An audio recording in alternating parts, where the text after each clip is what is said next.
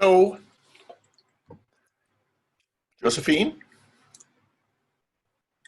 I'm just here to watch. I miss everybody a lot. And so I thought this would be a nice opportunity. Excellent. Nice to Yes, see you. Where are you?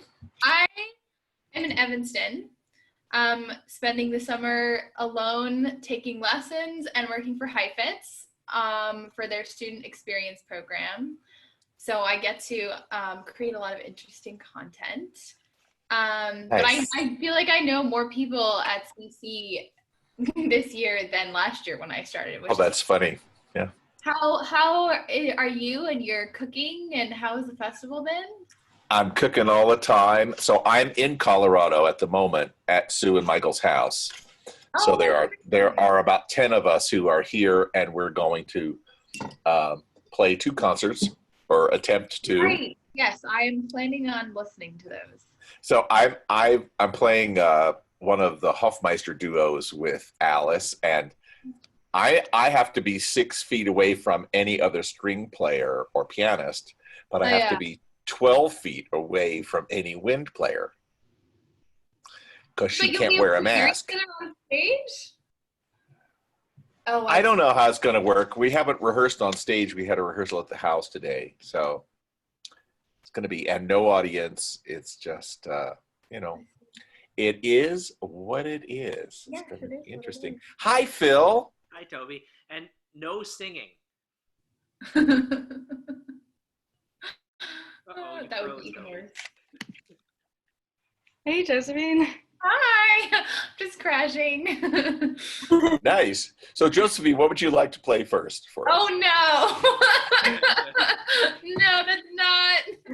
I'm a community member who's watching. So I just got a message on my computer that says my Wi-Fi signal or internet signal is unsteady, but if we that lost, but you're back. Oh, okay. If that gets to be a problem, I will move to another part of the house. Hi, Jasper. Hey, Jackie. Hello. So it just got very loud for some reason. Oh, Catherine. Or Viola's join. It's louder. Yeah. There's something. Maybe somebody try turning your sound off. Let's see what happens. Ah, it was Jasper. Turn it back on. Jasper. Interesting. So there's a big hum when you are off of your muting. Hi, Ginny. Hi, Toby. How are you? Hi, Ginny. I'm good. Everybody's there. Is it still there? I recognize that room you're in, Toby. You do, yeah. And Kat is drinking vodka out of her bottle. So am I. Wait, is the hum still there? No, Okay, great. it's much better. So what was it? My fan was on. Oh, okay. You keep a fan in the room when you're practicing just so that you have support and love. That's really nice. So you're going to have to make them be quieter. So that's a very smart idea. Yeah. Hi, we do. Excellent. 1, 2, 3, 4, 5, 6. We're missing one person. Who's still missing? 1, 2, 3, 4, 5, 6. I didn't bring my list today. I think it's Susie. Oh, right. Okay. Well, we can get going if you want. So, isn't it Jasper? You're going to play first movement of the 6th suite. Mm-hmm. Okay. For all your fans. Excellent. The one noisy fan, actually. The one noisy fan. Excellent. It's better to have one noisy fan than 1,300 quiet ones. That's good. Well, shall we get going with that? Let's just do it.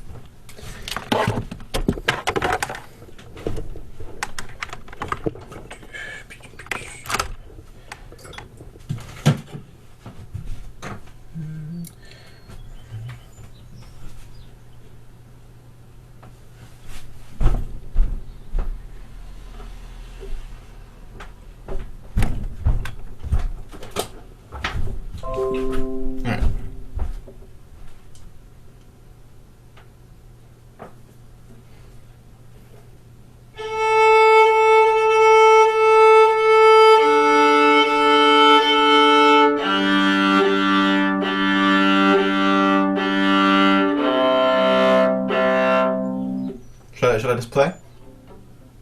Sure. Okay.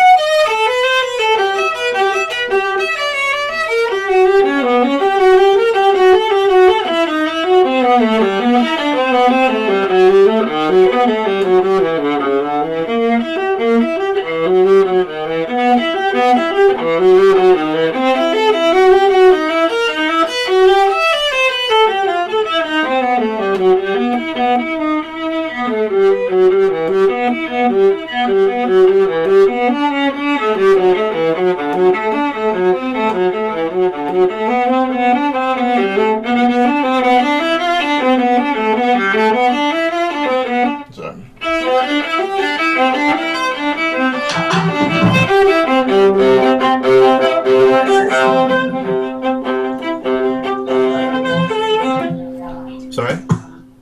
Oh, sorry.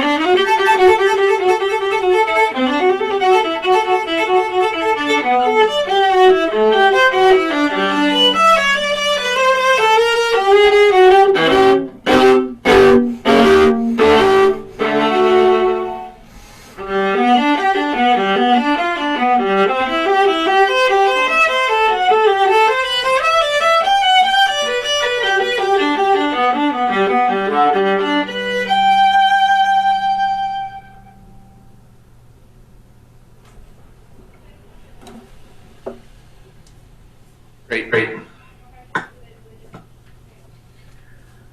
So I had spent some time with Jasper, and we talked about. Can you guys hear me? Yeah. We had talked about the difficulties of this movement, the fact that it's basically written as a jig, the fact that it's written with 3 plus 3 plus 3 plus 3 plus 3 and for the Boeings until the cadenza, and it's very easy to become very vertical. And we were looking for ways to follow the shape of the line and change, if not change the Boeings, at least change the shape of the line of the music so that it didn't feel quite so matter of fact and vertical. So I was wondering, first of all, Jasper, how's that going? Yeah, so I experimented with a variety of Boeings, but now I'm trying to kind of replicate the Boeings, the different Boeings, but keeping the actual Boeings the same. Right. So it's just, yeah. Right. So one of the things we were talking about is when you were in a passage that is climbing, that it was, and there was no importance to the fourth note, that it was a really good idea to really not pay any attention to it at all. So instead of so that didn't come. So is that working for you? Is that successful? Is it?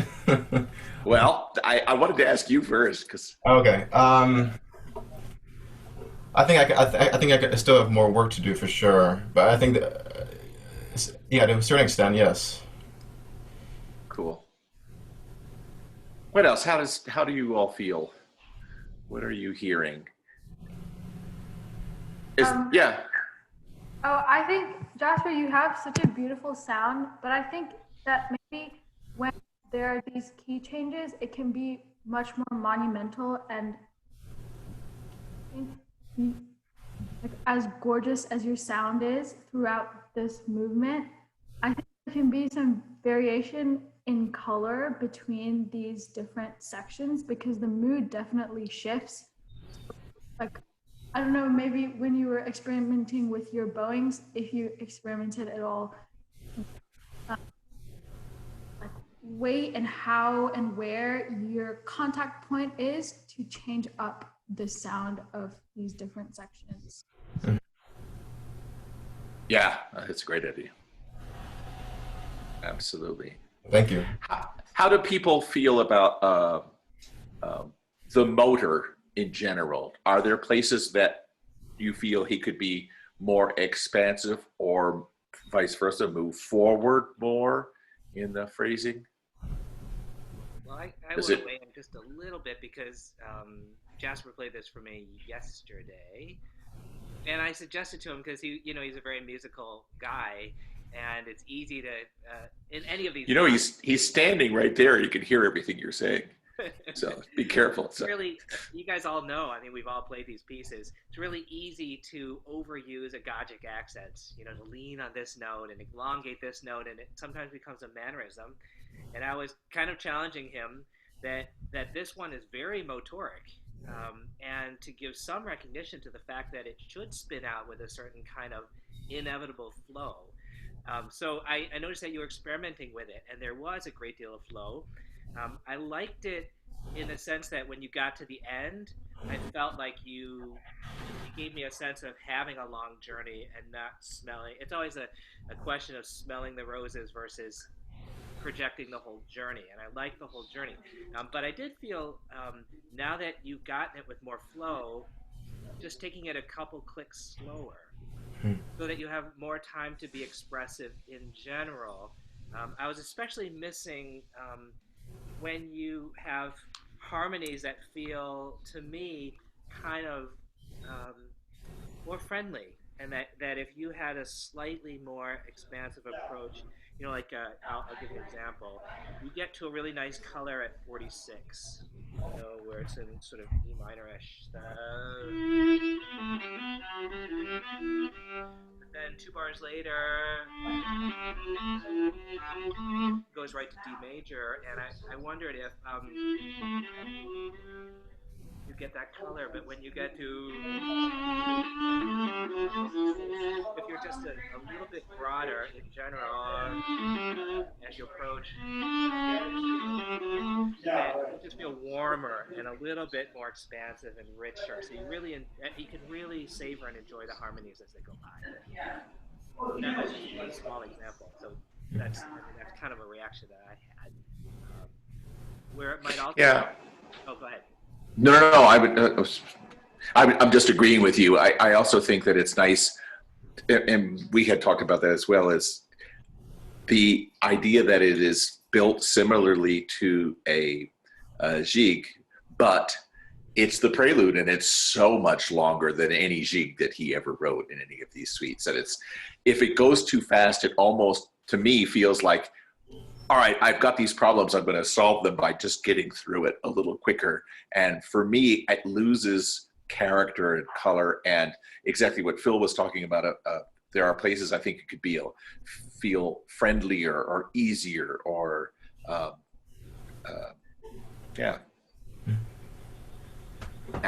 that stuff. Yeah. And I know maybe I can follow up on one thing, Jasper, we talked about with the opening rhythm and articulation, which is so distinctive in this suite. I'd encourage you even more, and especially if you take a couple clicks off your tempo, if you're willing to just let it be a little bit more easygoing, then I think you'll be less encouraged, because right now I'm still hearing, at least over the computer, a little bit of punch on every single one. And Toby was mentioning this piece can get really deadly if there's so much beating going on. So if it's slightly broader and more of a singing approach, you have the chance to really sing on the double note idea. And I think that will give you a better control of the rhythm and the tone, and how you choose if it's in G, if it's in D, if it's in C, all those, it comes back in A minor. It comes back in all of those keys, and you have a chance to explore it with a little bit more color. Thank you. Cool. Anybody else want to weigh in? Anybody not played this or not worked on it? Kat and Aditi and Jackie and Ginny. Okay, so quite a few. It's a big leap. I've never tried it. I've never had an instrument with 5 strings and played it in the original key, crossing over. I know such things exist. And on the cello, it's even with the 5 strings, it seems so difficult. But it's difficult enough. I know there are violists who try to do the fingerings in that section on the end of the bottom of the first page, with the proper sort of mimicking the proper string crossings. I'm not one of those people. I just can't make it sound good. And I've also tried to play it in the original key, and I guess I haven't tried it recently. And when I first tried, I was talking to Jesper, but when I first tried it, I was playing on a 17 and 3/8 inch viola, and it just goes too high for me. I've got a couple students who have no problem with it at all in the original. Jasper, you want to try a little bit from the beginning again and just take a big edge off? It's slower, I think, what you're doing now than when I heard you first play it. And so I think it's going in the right direction. Let's keep going with that and see what you can get the consensus from all your fans. Mm-hmm.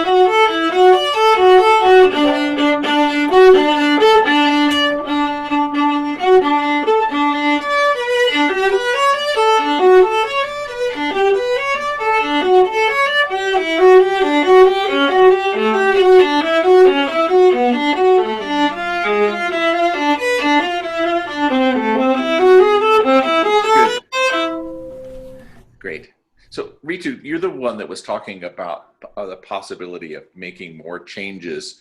I was curious if there were places already that you feel could be more expansive or more colorful, more color changing that he's played already. Yeah, well, when I worked on this a while ago, so, but I think like even in the first line, I personally think there could be a little bit of a difference between the opening like statement, the da da da da da da da da da da da. Like it can be a little bit. There can be a starker contrast between that because I think the very first time it's played, it's quite joyous and bold, and then as it continues to the repetition, I think maybe it's a little bit more like, oh, like maybe this is what I just said.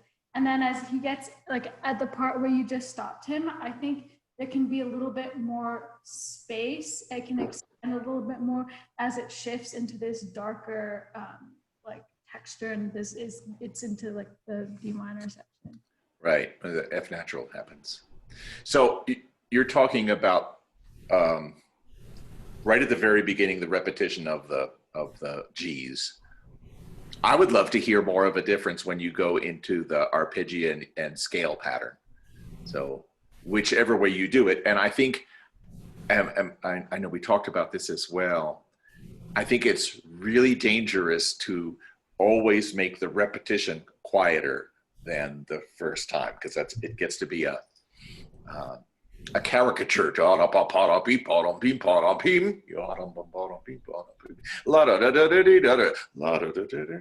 heard so many performances. They're going back and forth a little bit like have to be. I think it's a good idea to do that kind of stuff if you do it with the character of the music rather than just with loud soft. So I'd love to hear that idea that you're talking about with the character. Change the bowing to something a little less bombastic. That's maybe the wrong word. But see what happens, Jasper, if you back up a little bit in character. So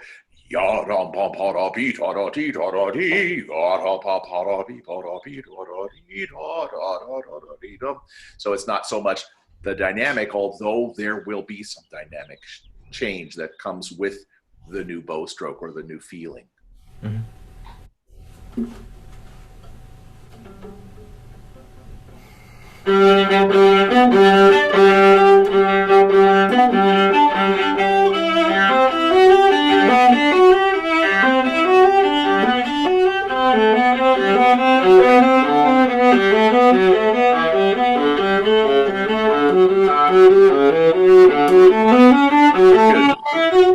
So I think right at that moment where you finally made it to the bottom D and you start climbing again, I feel like you could get to perhaps a place that is, I want to say quieter, maybe more peaceful.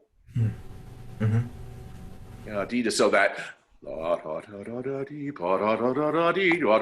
and then when you finally make it up to the top D, I'd love to feel like you have a better view from that vantage point and you're enjoying that. I want to be careful to not do what Phil was talking about, where you just choose particular notes to kind of stop on and make longer.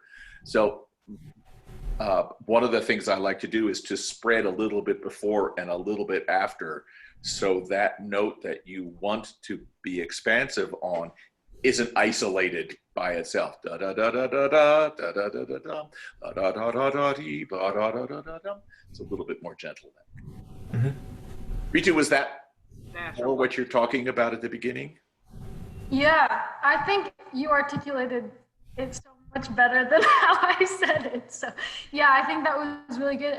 And maybe also when you get to the more scalar passages after the string crossings, I think personally it can expand a little bit more and it's a little bit more relaxed rather than moving forward. Yeah. Phil, you were going to say something, or? Yeah, I was going to make one little tiny request if he's going to play it over again. In this passage that starts in bar 5,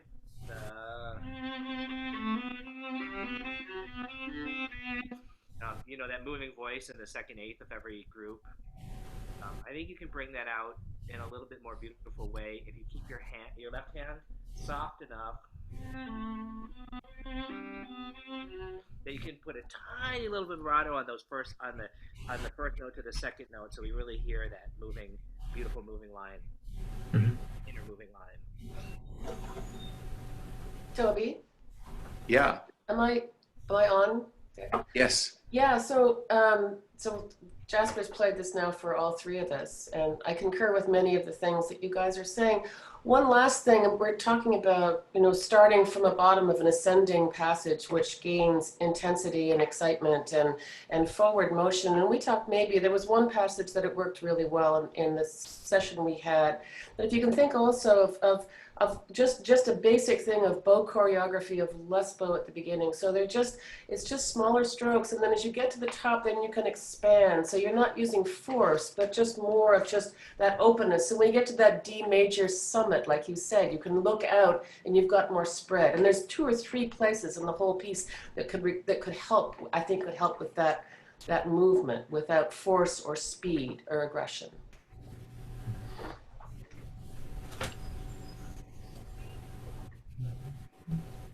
Go for it, Jasper. One more time.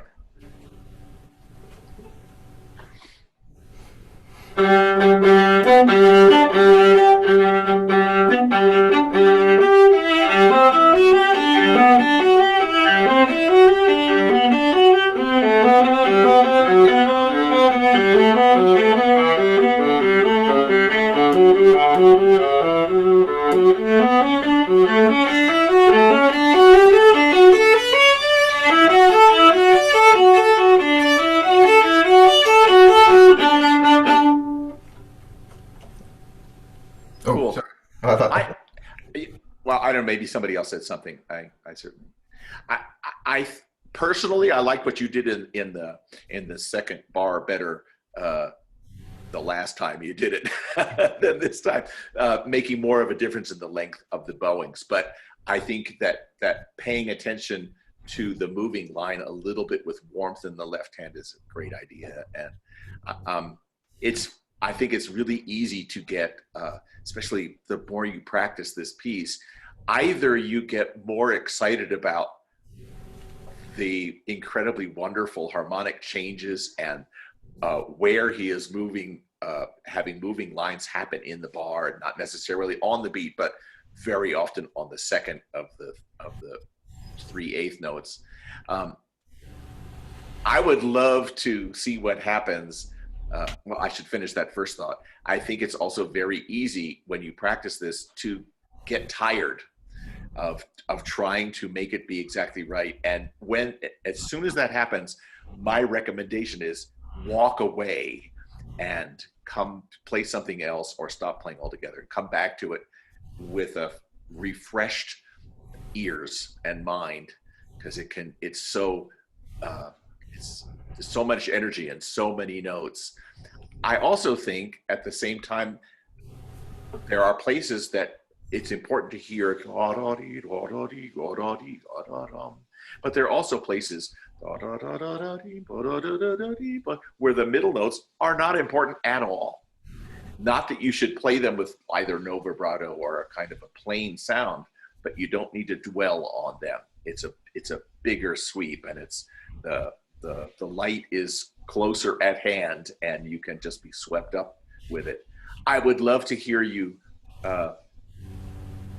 one time from the beginning be a little bit more exaggerating of all of the ideas that we're all talking about, and see if it's too much of everything. Because sometimes it's just, you have to hear it that way, record it, listen back, and say, I thought I was doing all of these things, but when I listen to it, I can't hear any of that. There's also the problem of when you listen to it back, you are listening to it with your microphone 6 inches away from your nose, and 14 inches away from your nose. And when you're preparing it for a performance, you have to exaggerate these things for an audience that is 100 feet or 200 feet away from you. And I think that the exaggeration is more important as if you were an actor on stage. It's different than if you are, acting in a movie where the camera is right next to you.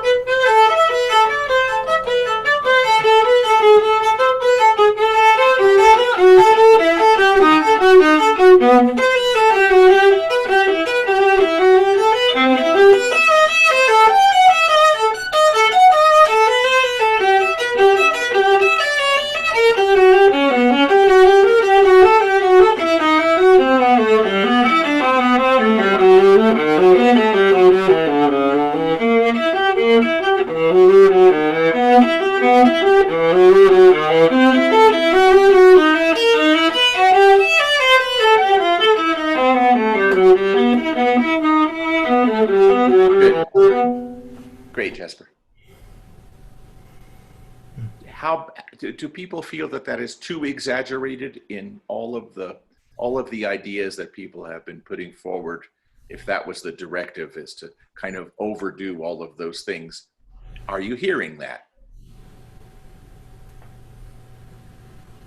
Yes. Ritu, you're saying yes. Yeah, I thought that was really, really beautiful, and I was so convinced of all the different characters and ways you were playing these sections when it modulates. I thought it was really beautiful. Too much of anything? Is he gone too far now? No, I personally don't think so, but that could be. So my question would be, I'd like to know when it's too far. I'd like to know how much more of all of these things, which are the ones that are the right things for Jasper to do, and how convincing they are to everyone. I have one thing I want to talk about, and that's just the very opening, the very first note. The message I get when you begin a little bit, Jasper, is I'm going to start now. Okay, right now, start. I don't feel like there is a gesture. I think the movement is so powerful and the piece itself is so big that I think the energy involved to get it started is not just getting the first movement started, but the entire piece started. And I would love to see instead of da da ba ba da beep bum. For me, it feels a little matter of fact, and I think the exaggeration of all of the ideas that you're going to do afterwards will feel more natural if that's the beginning gesture, because I think a bigger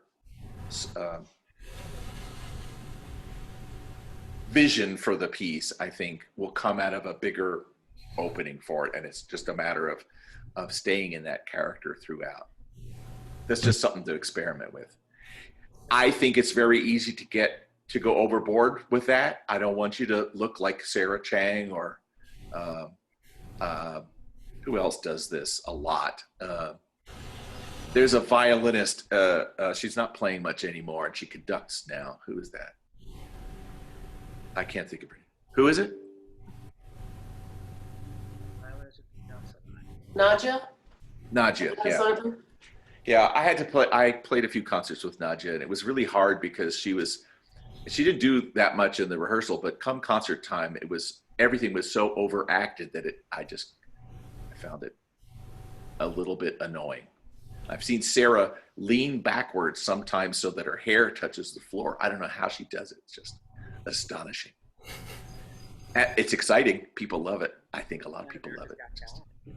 America's got a lot of talent with those two. Yeah. Well, and Toby, what you said, I think another consideration, Jasper, you're just starting this suite, but once you learn the whole thing, this is probably the largest, biggest scale, the most virtuosic and the most kind of substantial movements. They're each individual dance with the ones previously. They seem bigger. They seem larger scale. So when you have that digested and you learn the whole thing, then before you start, Toby's exactly right. You're starting a bigger journey than any of the other suites. Good point.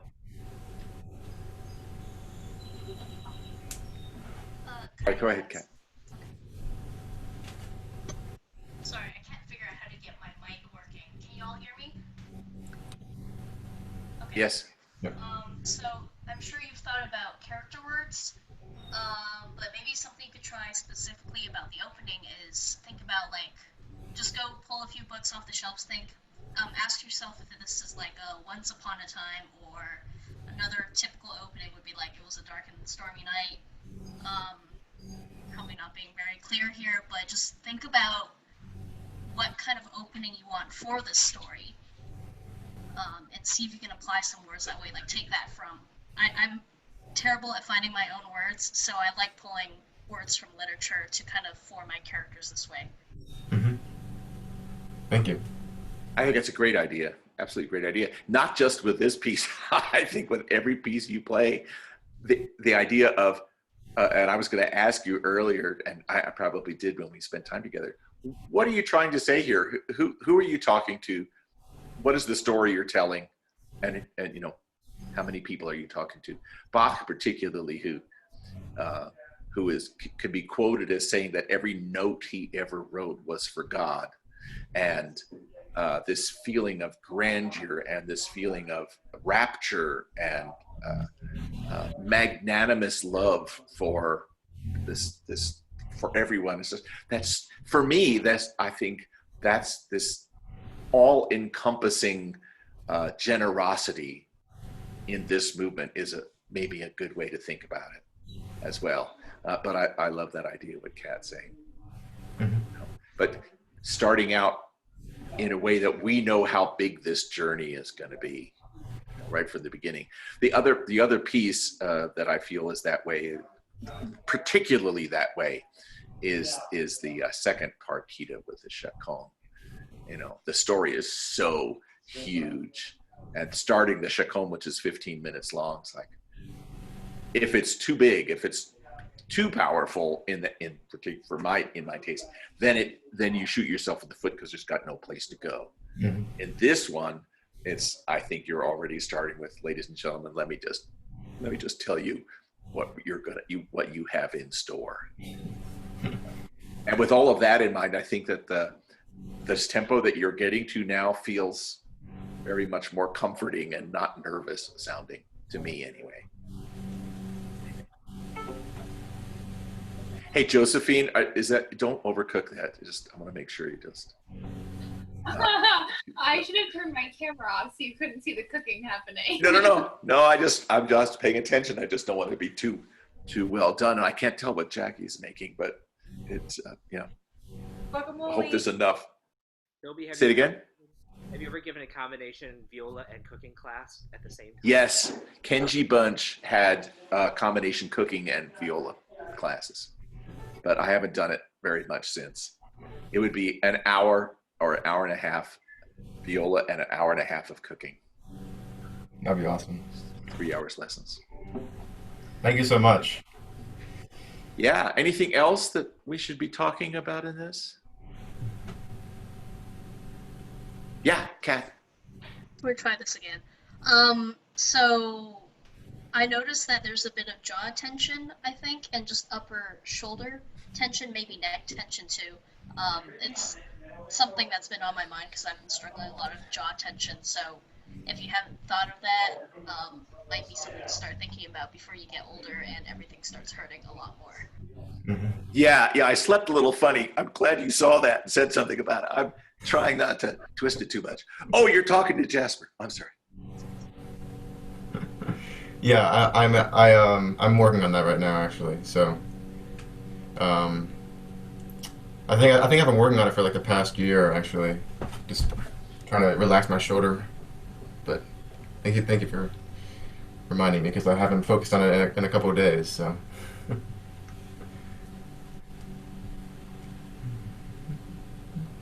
Cool. What else should we do? What else should we talk about? I don't know. Phil, did people write with questions or subjects, topics that we were gonna? Did anyone else want to play? I made a video of the first page of Walton. Great. Do you need me to post it, or can you post it? Oh wait, it's best to think. I can post the link to the chat. Is that how I should do it?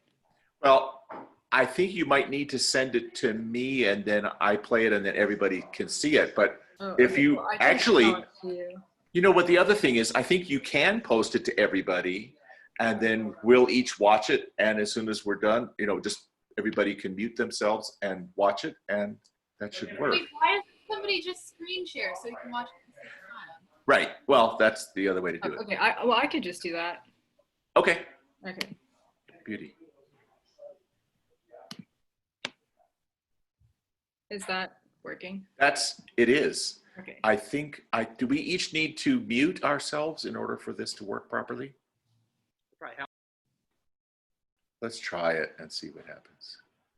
Oh, I don't know. Oh, here we go.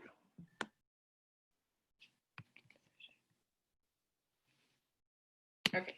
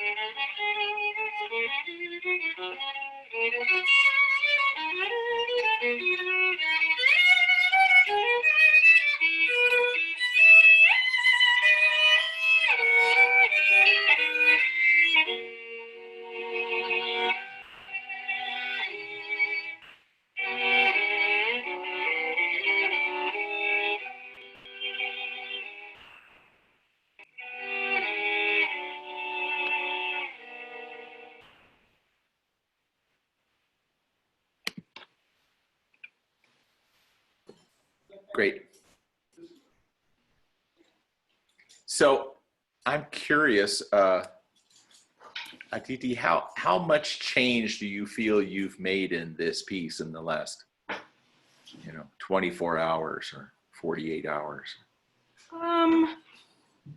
I think a fair bit. Like the whole idea we were talking about with the pacing, with the Newton thing. I think that changed a lot in terms of how I pace throughout that first page.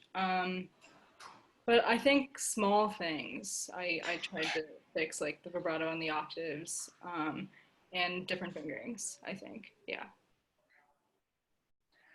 In terms of your, we were talking about it being a little bit on the vertical side and trying to find more freedom. Yeah. I'd like to know from everybody, is it too much? Does anybody feel like Aditi's sense of rubato is too exaggerated for your taste? Or does it sound good? Jasper?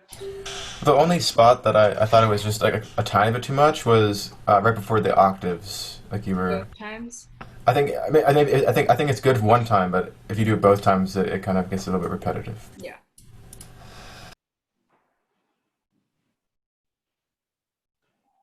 Anybody else? I thought at times that it wasn't that it was too free, but you have to be aware or think about how your freedoms add up to the whole phrase. Again, it's the balance of taking time to smell the flowers and yet a sense of the whole walk. So I think you can think about that, continue to think about that, because you don't want to take away from anything. You don't want to be less expressive, and you don't want to be less free. But you somehow have to pace it all and shape it all so that you get, the arc of the opening melody from da-dum all the way to number one is one long big arc with lots of beautiful things within it, and balancing those two things is okay. I think is still something to think about. Yeah, I would agree also. I think Aditi sounds really beautiful, and all of your really big shifts and how you arrive there, and just the sound, as much as we can hear, is really lovely. And there may be a different idea. I think it can be simpler at the beginning. Maybe what Phil was saying with a longer phrase, and we still, I mean, it's 9/8, and we don't want to hear the da da dee da dee da da da. But I felt no pulse, and so therefore there was no there to create those beautiful moments. It was sort of all beautiful, and I think it can have a little bit more underlying pulse just to make everything just more cohesive. Okay. Yeah, I think you have to record it with a piano or a recording of a piano, Right. which is almost impossible. But I know that there are people making accompaniment recordings that you can play with. I tried to learn the Beethoven Violin Concerto and play with my own orchestra, and I had to find a version of it that I agreed enough with so that I wouldn't feel miserable with the rubatos and the tempos. I can't tell you if that's a good idea or not. I just needed to learn what the orchestra part sounded like and what it felt like playing. And then make a recording, listen back to it, and ask yourself if, you have to be incredibly honest and pretend it's somebody else so that it's really easy to take the criticism. I want more freedom. I want more sound. I want more variety in articulation. I personally want more variety in vibrato still. That the places that get intense, I would love to hear a more intense vibrato available. And I think it's too late to get that in the music. You have to practice it as an exercise.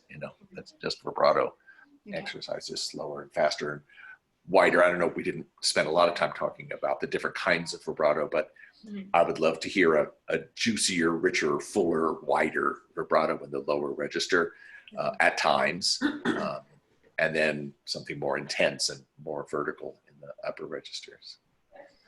Sounds great. Yeah, I've never seen that. It's hard to work on this concerto because it's played so much. And, we were talking about that too. He's like, you've heard 85,000 people play it, and it's just, we have that problem. Those of us who are listening to lots and lots of auditions, 60 people come in in 2 days, and 2/3 of them are playing the first movement of the Walton Concerto. We always have to listen. Maybe I think in a way that's why I want for you to grab our attention right away from the beginning and make sure that your plan for it is so clear. Your vision of it. This idea of visualizing what it's going to feel like and look like when you start playing, I think it's a very Eastern thing and a really good idea. Okay. And how you want to feel. Same thing we were talking about in the Bach. How do you feel when the piece begins? And then with the second and third movement, what's your arc for the piece, and how do you need to start it in order to end up in this place and have it be the most meaningful thing it can be? I'm assuming everybody plays this piece. Nobody's saying no.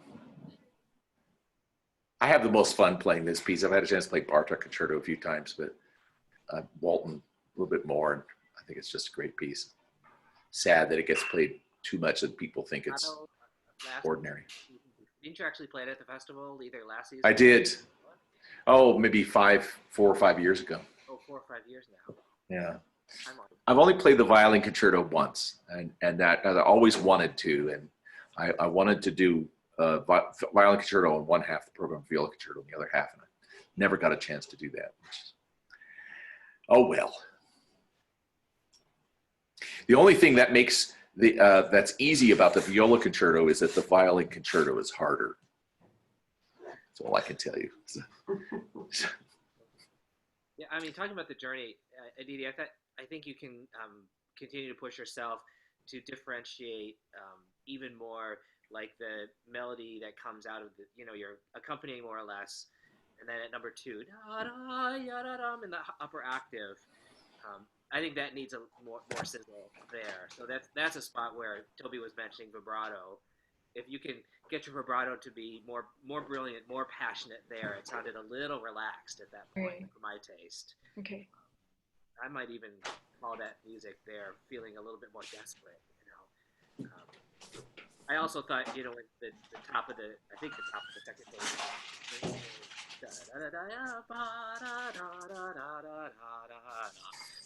you have to find out a way, you're such a modest person, to be more flamboyant there. Bigger statement, more full of yourself at that moment. Okay. Yeah, push yourself to more tone, bigger bow. You have the freedom. Walton gives you the freedom in terms of the orchestration to do what you want in that line. So. Yeah. Okay. Yeah, it's that combination of Aditi and William together that is the piece. And it's a kind of a freeing experience emotionally, because you're telling the story, but it's not really your story. You are reinterpreting somebody else's words and notes and feelings, and they're all feelings that you have had. So it's you just have to find them and make them your own, and then maybe exaggerate them and then back up just a little bit so that you're on the edge, I think. Okay. So it's a big orchestration, and it's a lot of the time, unlike in the Bach, where you're by yourself and there's no competition, you have to be careful that when you are in the lower part of the viola, and I mean anything that's not on the A string, that you keep that focus of sound and security, so that we don't lose, even if you're accompanimental, we don't lose you to the orchestra. It takes a lot of physical strength, I think, to get through this in a big, powerful way. Tell your story and not give up any of the intimacy and beauty and the really touching moments in the piece. Okay. It's kind of heart-wrenching at times. Susie, how you doing? You okay? I had an experience. Yeah. Oh, Just with Sorry. this piece, Aditi, you know, the thing we practice these concertos over and over, and we don't have a huge pile or number of concertos. And I remember getting sick of Walton, and I loved the concerto, and I was pretty successful on some orchestra auditions with it. But the most successful one I was I actually took a vacation before an audition, and people thought I was nuts. And it actually was the best thing I could do, because we went to England, and we went up to Bath and in the Cotswolds, and then over to the Cornish coast on Cornwall. And I remember looking out at the sea and thinking of Benjamin Britten and Elgar and these English composers and the mist and the English sound and song and sort of mournful. And I came back and played the hell out of the first movement of the concerto because I thought so British, you know, but it felt like I felt that connection of that sound and that feeling of nostalgia and longing and beauty and everything else. So that's just a personal recollection of my Britannia experience. Yeah. So maybe listen to some more Britten and to some more Elgar. Yeah. And that just gets you more like, oh, I love this music. It's so great. Yeah, definitely. Thank you. When I met Rebecca Clark in I don't remember what year it was. She died in '79, so it must have been like about '74 or something like that. And played her sonata with Manny Axe. We learned it. Rebecca couldn't leave her apartment, but we went and played it for her at her apartment. We became very good friends, and one day she said to me, "You know, I think I should write to my old friend William Walton and ask him to write another concerto for you. Would that be all right?" And would that be all right? Well, gee, thank you. So she wrote, and then I saw her shortly afterwards, and she said, "He says he's not writing anymore." And the answer is no. The end of it. He was on Elba, which is where Napoleon was sent for his isolation. Oh well, yeah. It's great to have a visualization. Do you know the piano quintet, the Elgar piano quintet? Aditi, have you played it? No, I don't. I don't know it at all. Have you heard it? No. Listen particularly to the slow movement of that piece, because it's got a lot of this. It's incredible. There's a story that goes with it about the trees and how they're growing. It's a marvelous thing. I think, Phil, did you play it here a few years ago? I think. I can't remember. And the second movement starts out with a beautiful viola solo. So oh yeah. It really is a beautiful piece and very expansive. And he's never seems to be in a rush. Okay, I'll listen. Cool.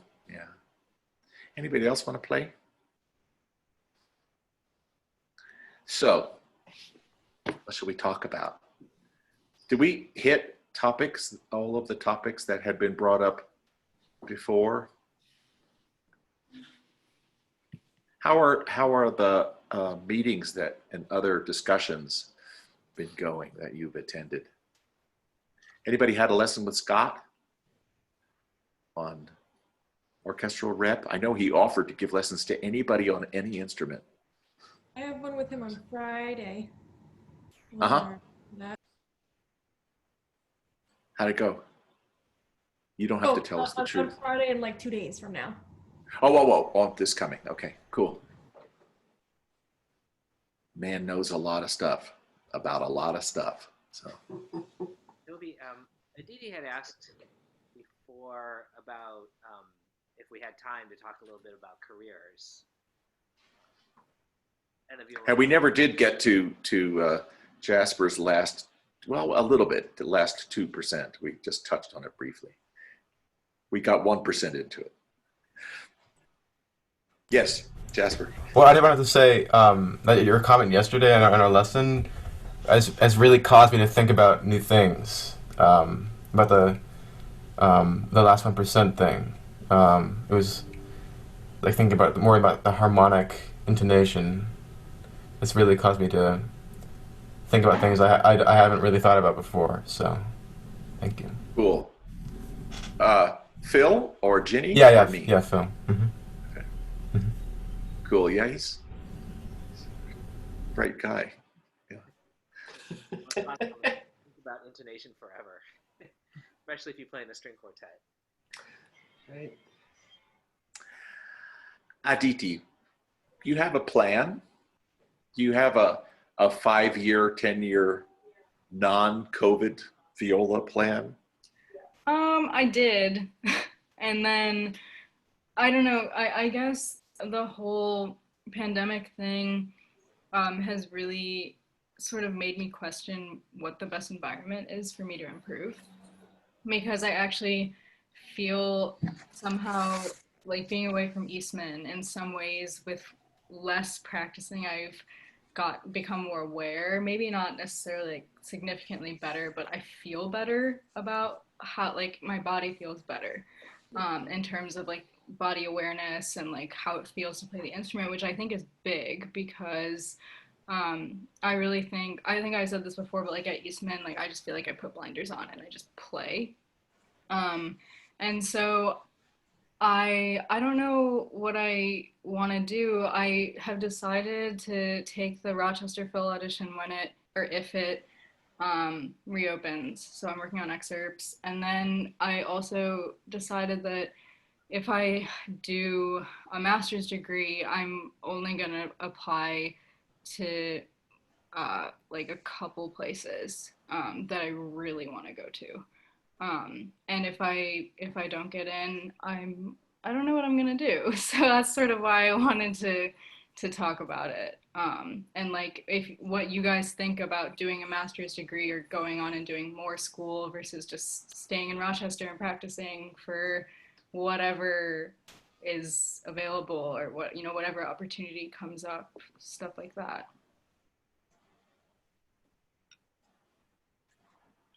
The advanced degree question, I think, has changed from 30 years ago. Well, for me, it would have been more like 50 years ago when I was trying to figure out whether or not to stay in school and get more degrees. I was thinking when I was a kid that I paid more attention to the last sentence in the advertisement for the job, and the last sentence says or equivalent experience or equivalent something. So a doctor's degree, or if we already know who you are and if you've proved yourself to be a really, really fine player, all bets are off and we still would be interested in you. A part of me still feels that that's the most important thing, but I realize, of course, also that if you're looking to get a teaching position at any fine school, they're going to be looking for, unless you become really famous, they're going to be looking for your advanced degrees and make sure it's not just a matter of earning money and getting paid more. They're not even going to look at you at all if you don't have that, at least the master's, if not the doctoral degree. So would you say that's changed? Like that's a big change that's happened? I do. Okay. I do. I still think that, you know, if Jimmy Ennis is, you know, of course he has some degrees as well, but if Jimmy Ennis is up for a teaching job, they're going to want him because of who he is and how he plays and what his career has been like. And also because he's a really, an incredible brainiac and a sweet human being, but he's also got something to say. It's not just a fine violin player, he's a fine musician. And hopefully a committee is looking at the whole person and doing that. I'm feeling Ginny, probably, you know, please talk about this. I suspect that most schools now, I got hired 30 years ago teaching at Juilliard, and I don't have a high school diploma, and nobody asked. And I'm not going to get one. I've decided at this point, I'm just going to leave that high school diploma where it is, somewhere in Philadelphia. But I don't know if you can get away with that anymore. That sort of thing. I think you're right, Toby, and I would probably cite that there's still a difference between a Curtis or a Juilliard or a Colburn, where they really do put an emphasis on your performance experience. You know, if you whatever performing credentials you have, that you've done some touring, that you've been a member of a fairly prestigious chamber music ensemble or whatever, those credentials matter a lot at these smaller elite schools.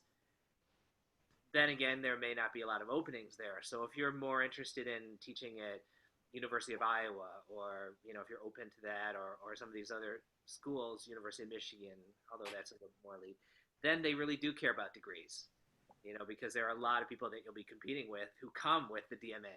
Mm-hmm. And then they look at all the applications and they say, whoa, DMA. And the culture there too, in some of the bigger schools, not the elite conservatories, but the bigger schools, they have statistics and metrics that they have to hit.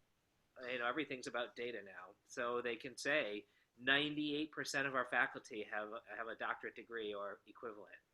That kind of stuff matters, unfortunately. So I think what Toby is saying is right. More musicians now have the DMA who are qualified, so they're going to be your competitors. But everyone's life is different, and every stage teaches you something else. So I'm really happy to hear, Aditi, that this forced distancing and forcing you to step back from Eastman and be by yourself for a while has made you more self-aware. That's great.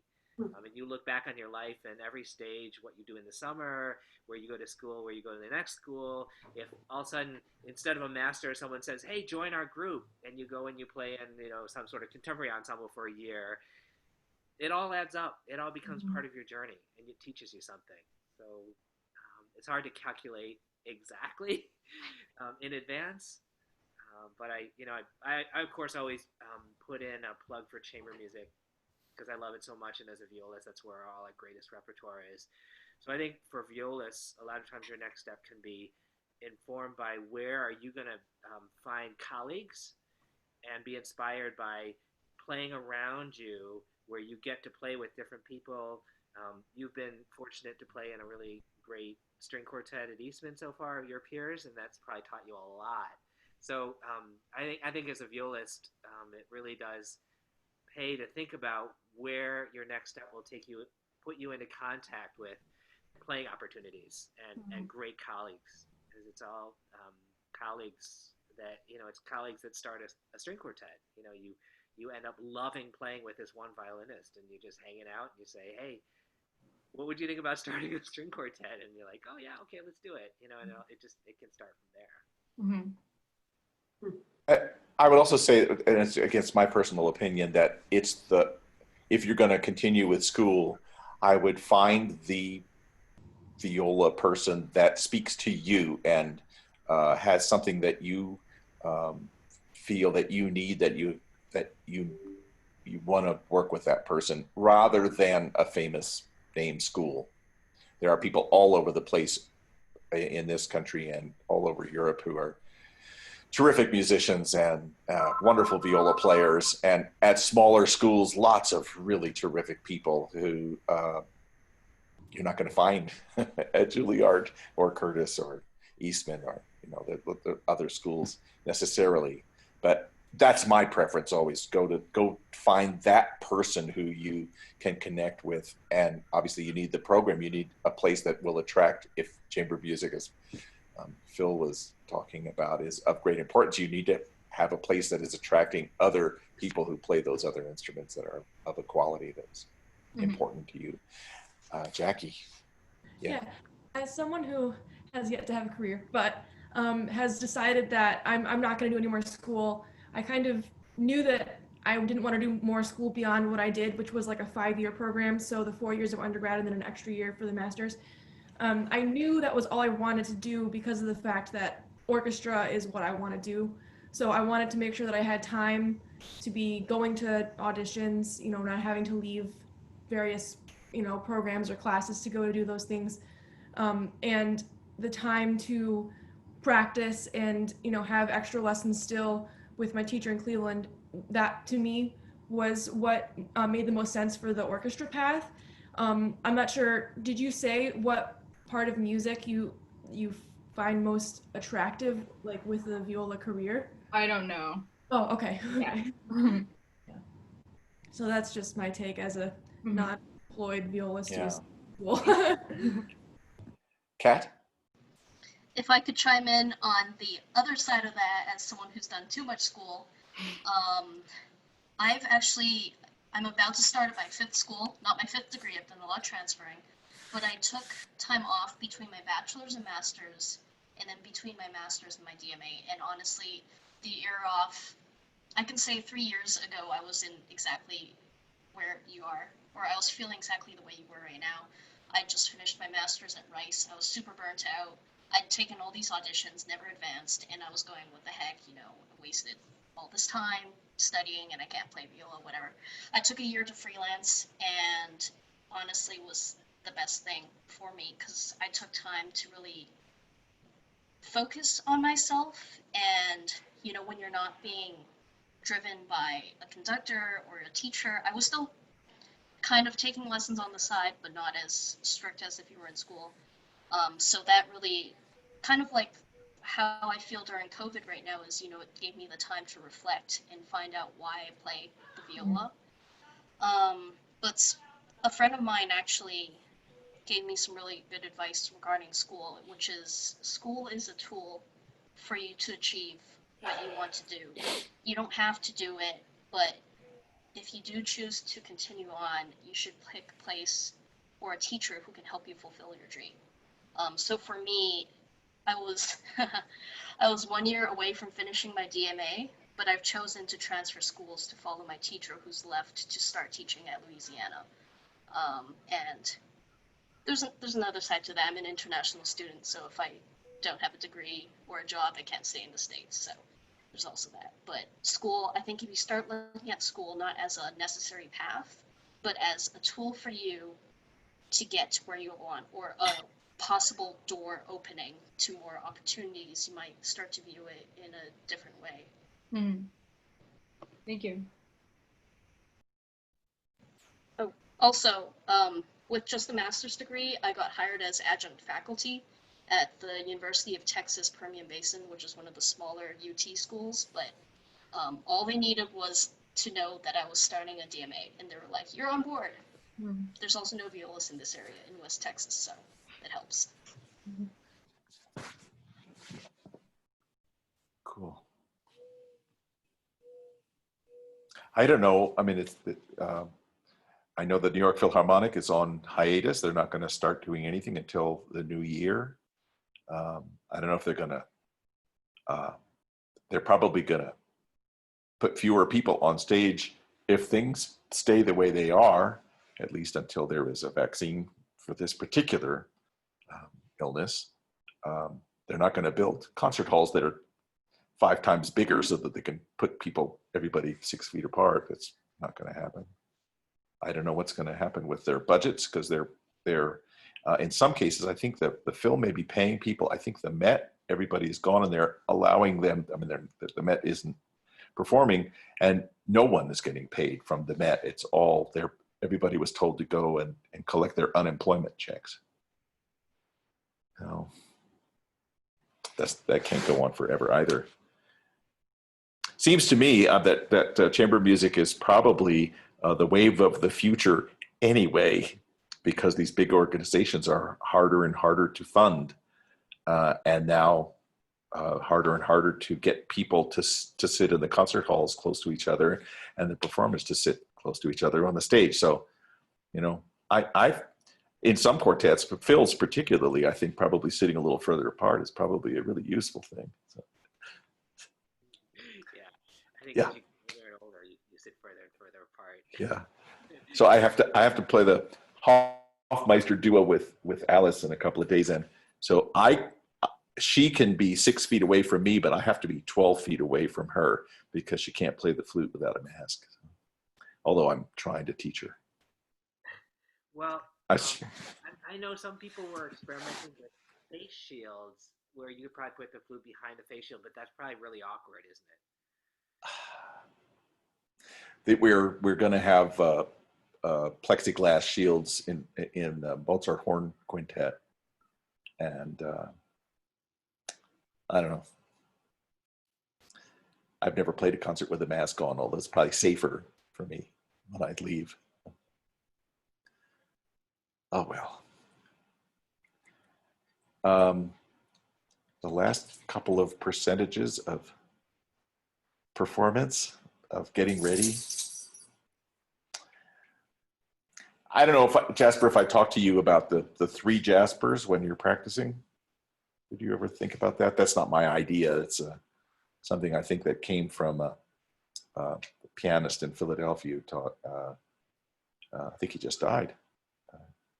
That there is the person who plays the viola, who is responsible for having a straight bow and good intonation and nice vibrato and all of the technical things that are required for being a viola player.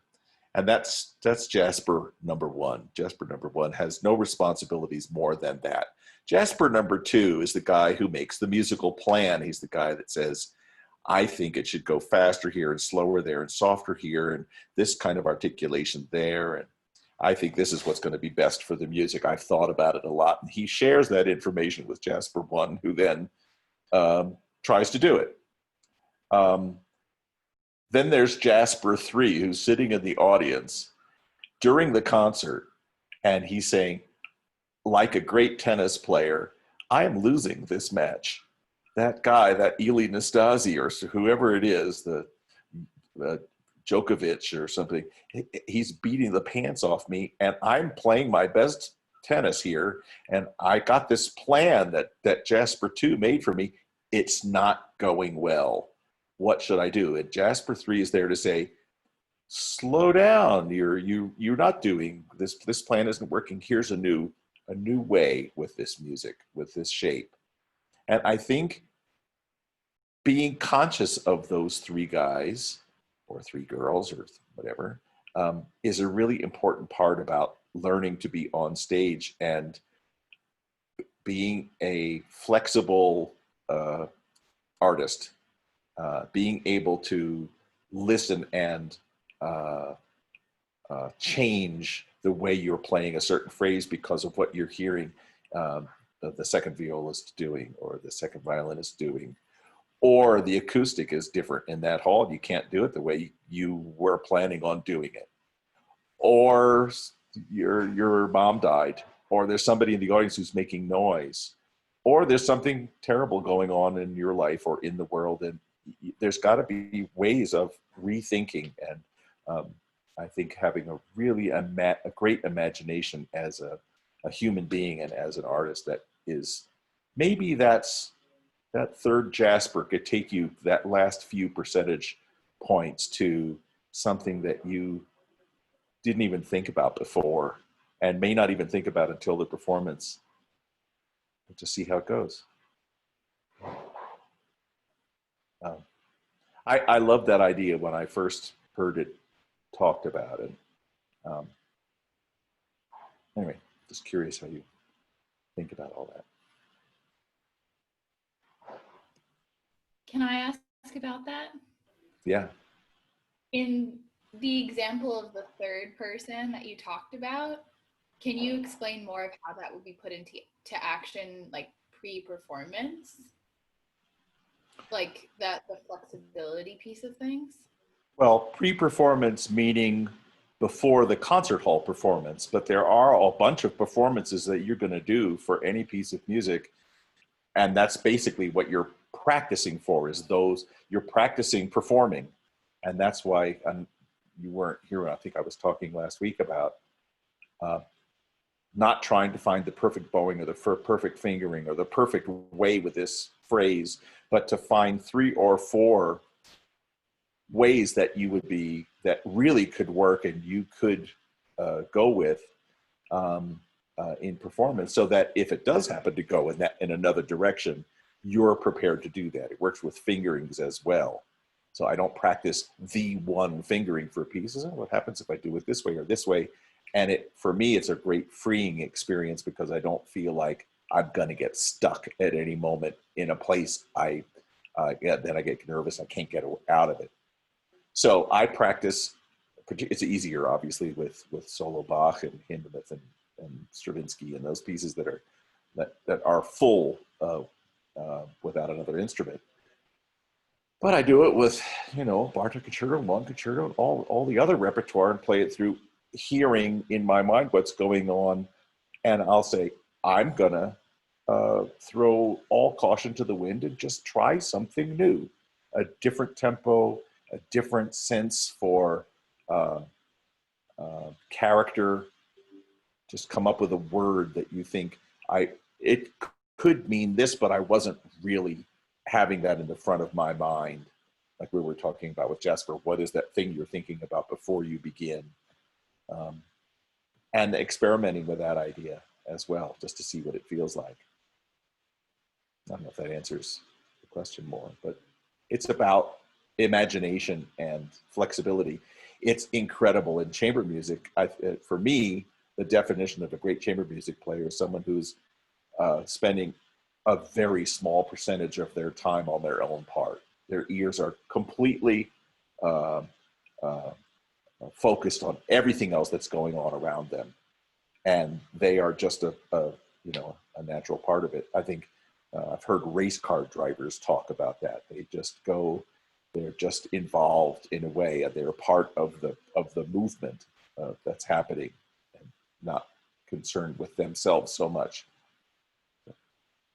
Yeah, Toby, if I could just jump in with a thought. I think in this discussion of expanding your imagination, I think one of the big enemies is getting used to what you sound like. Because I find that if you, it's so easy to, when you're practicing, to sound like the best version of yourself, which is great, you know. I mean, okay, here's my fill sound, and this is the vibrato that I want, and wow, now I really sound, you know, I'm going for the kind of sound that I expect to hear from myself. And that's really limiting, actually, in the end. I think what you need to do is make sure your ears are able to hear something that you don't do well. You know, and you don't just keep playing the way you play. This is my vibrato. This is my sound. This is my intonation. And you learn a piece and you try to get it up to those, you know, those standards. But you got to go beyond. And maybe that's another way of talking about getting, you know, past the 99% or whatever percentage you are. And you can get that from colleagues, you know, colleagues that you admire, and you hear them turn a phrase a certain way or make a quality of sound that, whoa, I can't do that. Like, I got to figure out how to do that. And then you spend some time finding a new color that you haven't made before, or whatever it may be. Sometimes you can get it from a recording. Sometimes it takes living life and going to the coast of England, like Ginny Barron, and suddenly you have a vision of you know, could I find a musical equivalent to this landscape that I have in my head? And that might take you further. So just be aware, and the more you practice in a way, the more it's easy just to sound like yourself, and just to like, oh, I sound like myself. Great. and you're pretty happy with it. You know, I think I'm playing into it. I think I'm making good vibrato. I think I'm making my sound. But it's, you know, got to get beyond. In order to push yourself, you got to get beyond that somehow. Sometimes it's easier to know how you feel about something when you try to explain to somebody else how you feel about something. And I think that having taught for so many years has helped me with my imagination as well, because I end up talking about how many different ways there are to turn a particular phrase. And what I like to tell my students is that it's not my job to tell you how the piece goes. It's my job to help you explore how many possible ways that this piece could go, and then it's your job to choose. It's the same thing with vibrato or bow strokes or anything else. I have a responsibility, if I know how to do it, to try to help you learn how to do it. But what you choose is not up to me. And that, I think there's an old way of teaching, and maybe some people still do this, and say, you want to learn Bartok Concerto, here's my music, here are my bowings, here are my fingerings. You can listen to my recording. That's the way it goes. Play it like that. And I'll help you to learn it, to play it just that way. I don't find that terribly useful, because you're not going to come up with some new way yourself. And the use of language and being as expressive as possible, and expanding your vocabulary and analogies, and, you know, Ginny talking about, you know, you can learn how to play this piece by looking at where this composer, what he was looking at when he was writing it. that's is absolutely as valid as reading a book about his life, maybe more so. So it's that's another way of finding that. I highly recommend teaching as well as a method to increase your depth of thought. And it turns out in chamber music that the better you explain your idea, the more likely somebody's going to go along with it anyway. And that just saying, oh, well, I would like you to do it. I think we should do it this way. Why? I don't know. Just, I think we should. It's like, nobody's going to, they'll try it once, but you're not going to win any arguments, I think. That's been my experience. Cool. It's awfully quiet. How did it come out, your food? You guys, those of you who are cooking and eating.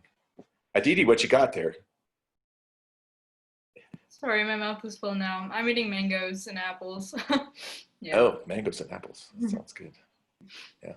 My guacamole is chilling in the fridge. Okay. Good. Josephine, what did you? Are you on duty tonight? Are you cooking? I am cooking tonight, yeah. It's actually cooking without me in there. I've got 4 pork tenderloins, which I made. I made a dry rub for, and put in vacuum bags yesterday. And today I've got them in a sous vide for 3 hours at 131.5 degrees. And it's going to be the most tender pork ever in the world of pork. So, and I made a reduction of vermouth and balsamic vinegar and ginger. That's going to be the sauce for the pork. And we've got corn. I'm going to make an Asian corn with a sesame peanut sauce on the grill. And probably some salad. So come on right now over. We know why they flew you out there to have these concerts in Packard Hall, because then everyone can eat food. I know, it's just a guess. Yeah, no, I have no illusions about why I get hired. Certainly, it's all about, and that's something else. There's part of that last couple of percentage points that's about smelling good when you show up, and being nice to people, and knowing a few good jokes, and being easy to have in rehearsal.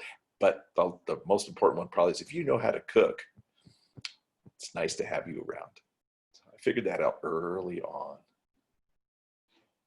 Anyway, I got to get to, Jasper. Are you also a pastry chef, or do you mostly do kind of the, the dinner and other stuff like that? I have done it, and I can do it. It is not my favorite thing to do, but I married a pastry chef, and so she does all the pastries. It's really nice. If I absolutely have to, when I worked for George O'Keeffe, I had to make the desserts as well and everything from scratch. So I did that too, but it's not my favorite thing to do. And I think also with pastries, for a great deal, you've got to measure things and be exact, and that's hard for me. With music too, that's hard. I'm much better at the making stuff up. Are you, Jasper? Do you bake? Do pastry stuff? Yeah, I do a little bit of that. Yeah. Cool. We'd be a good team. So Josephine's got the pasta, Aditi's got the apples and the fruit, and Jackie's got some guacamole happening, and I've got the pork. And well, I just want to say my pasta was more complex. There was broccoli and herb goat cheese and salmon in there. Oh, excellent. So, thank you. Excellent. Did you catch that salmon? Unfortunately, no. I have been to Alaska and caught a salmon, but that wasn't today. Yeah. Cool. It's nice to see everybody. Phil? Yeah, I just really enjoyed working with you guys. I hope we can meet in person next year, maybe, or elsewhere. That'd be too cool. Aditi, if and when you get the big job, tell them you want to have a couple weeks off in the summer to come to Colorado Springs, please. Okay, I will. Great. Great. And I'll see some of you again fairly soon for some more lessons. And Phil, I'll see you for dinner. Somewhere when you least expect it. Josephine, thanks for joining us. It was really nice to see you. Yeah, for everyone else who doesn't know me, I was at CC last year and I went to Oberlin and I'm in the Chicago area now and I'm in civics. So anyway, lots of connections and I just wanted to hear some viola goodness. Bye, everybody. I'm going to go rehearse Mozart Clarinet Quintet with Manassi and company. Bye, you guys. Take good care. Thank you. Bye. Bye.